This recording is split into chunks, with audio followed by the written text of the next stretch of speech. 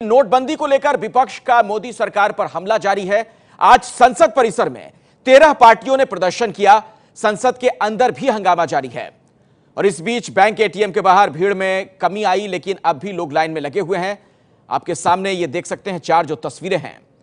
विपक्ष का मोर्चा संसद भवन परिसर में गांधी मूर्ति के बाहर 13 अलग अलग पार्टियों के सांसद जमा हुए। उन्होंने सरकार के खिलाफ नारे लगाए।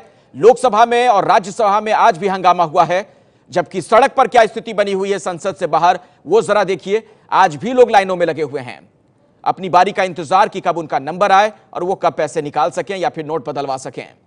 और राहुल गांधी ने आज मोदी सरकार पर बहुत ही तीखा हमला किया है और इसी विषय पर बात करने के लिए मेरे साथ इस वक्त शाहनवाज हुसैन साहब, बीजेपी के वरिष्ठ नेता, जुड़ चुके हैं। अखिलेश प्रताप सिंह जी, कांग्रेस के वरिष्ठ नेता, भी हमारे साथ जुड़ चुके हैं।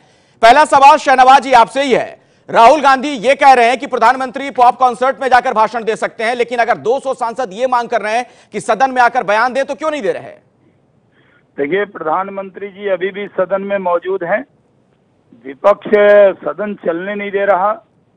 वो जानता है कि प्रधानमंत्री जब बोलेंगे तो विपक्ष के उन सब आरोपों को दरकिनार कर दिया जाएगा और उनको पूरी तरह एक्सपोज कर दिया जाएगा। विपक्ष खुद ही कांग्रेस संसद चलने नहीं दे रही है और बहाना ले रही है। सवाल यह है और इल्जाम लगा रही है कि इसमें स्कैम है।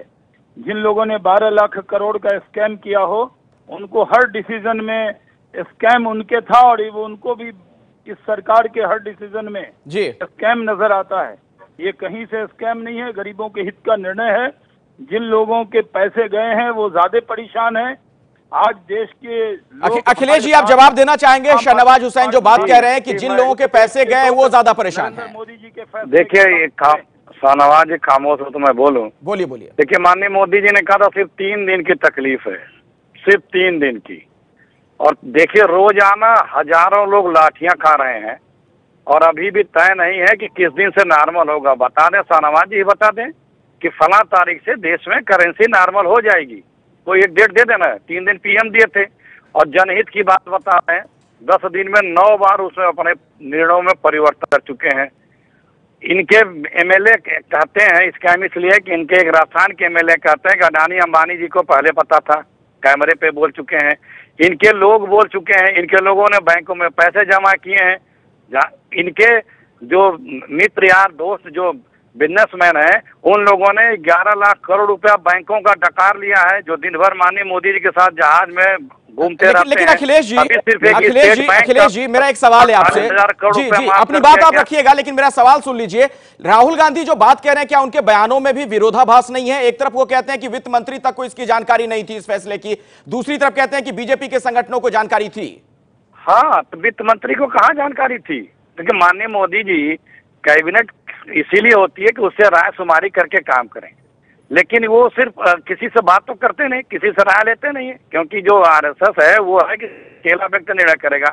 वो ले लिया निर्णय, पूरे देश को, देश की इकोनॉमी को, जो हम दुनिया की तीसरी महाशक्ति है, आर्थिक महाशक्ति है, उस सबको ये झकझोर के रख दिए, सबको बर्बाद करने पे आमादा है। आप हमारे हिंदुस्तान में जितना भी कारोबार होता है उसका 40% से ऊपर कैश में होता है। क्योंकि मैं जवाब लेता हूँ, मैं जवाब लेता हूँ, आपके आरोपों का जवाब लेता हूँ शाहनवाज हुसैन जी से। शाहनवाज हुसैन जी, आप भी संगठन से जुड़े हुए हैं, क्या आपको कोई जानकारी थी इस फैसले की? देखिए, राहुल गांधी जी का दर्द झलक रहा था। वो कह रहे हैं कि और लोगों को मालूम था, हमें नहीं मालूम था। अरे भाई, आप अगर आपके पास ये कहना कि और को मालूम था, आप ये कहिए कि इस देश में किसी और को मालूम था कि नहीं था। कांग्रेस को मालूम पहले दे देना चाहिए, ताकि वो सारी चीजें कांग्रेस को खबर कर देनी चाहिए। पूरे प्रधानमंत्री जी ने जिनको बताना था उनको बताया था। वित्त मंत्री जी पूरी तरह संज्ञान में उनको लिया गया था और ये डिसीजन पूरी तरह से जिन लोगों को विश्वास में लेके करना था प्रधानमंत्री ने किया। चलिए ठीक है, फैसला तो आपने ले लिया। छोटे में जवाब दीजिएगा, क्या इस सिस्टम को आप दुरुस्त कर पाने की स्थिति में है आने वाले दिनों में? क्योंकि राहुल गांधी ये भी कह रहे हैं कि कोई सूट बूट वाला लाइन में नहीं है, आम लोग इससे परेशान हो रहे हैं।